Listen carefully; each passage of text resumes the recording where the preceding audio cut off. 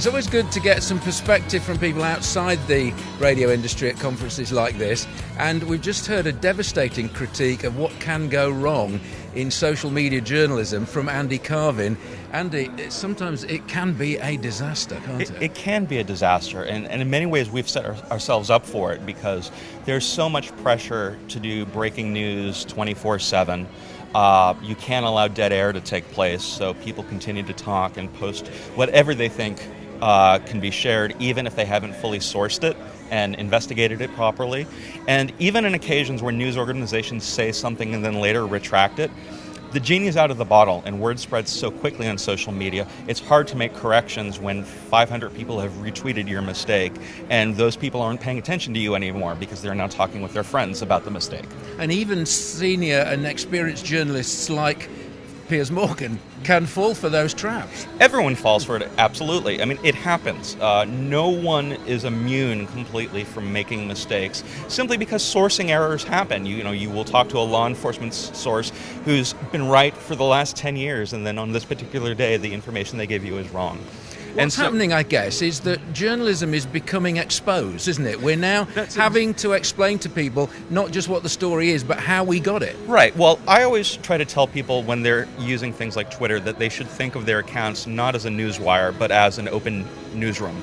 And that everything you're sharing was the type of information that in the past probably would have never been spoken publicly. It would have been discussed among your editors and your reporters and producers.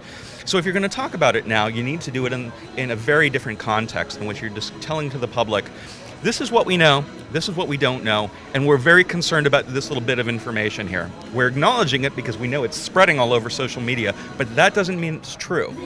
And so I think being more honest about what we know and what we don't know, as well as having better methods for conversing with the public that's sharing this information, I think we can make better reporting choices, especially when that information ultimately goes to broadcast. While we've got you here, I'm bound to ask you about Glenn Greenwald, who you work with. He was, we know him from the Edward Snowden right, of course. WikiLeaks.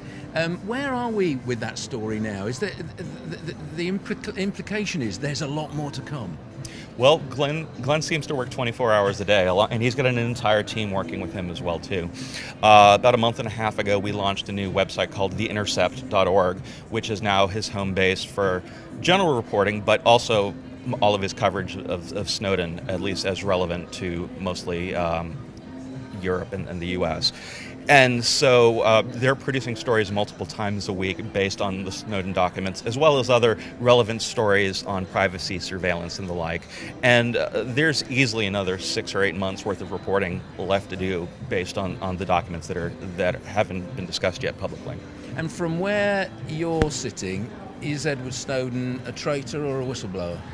I think he's a whistleblower, and I think there needs to be some situation in which he can come back to the U.S. knowing that he will be safe, but at the same time as part of a public policy conversation on how we need to rethink whistleblowers and new whistleblower protections. From a technical point of view, it's very easy to understand why lots of lawmakers say what he did was breaking the law. But when they start discussing him as being a traitor and the like, I think is very misleading, given that he has created a public discourse in the U.S. on surveillance and privacy that was never taken seriously before. And some of the things that people on the fringe used to say exactly, turned out to be true. Turned out to be absolutely true. And I think some people have said, well, he should have gone to his superiors and let them bring it up with the proper authorities. That was never going to work. I think that's just an excuse to want to put this guy in jail.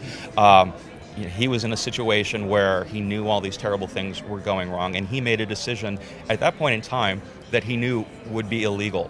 So is this considered a form of passive resistance, of being a dissident where you know that you might face jail time? It's a very complicated situation. Him being in Russia makes it even more complicated. But I think we can come to a resolution that I think is just for him and just for the public if we can give him an opportunity to come home safely. Andy Carvin, thank you very much. Follow this man on Twitter, @acarvin. He knows how to do it.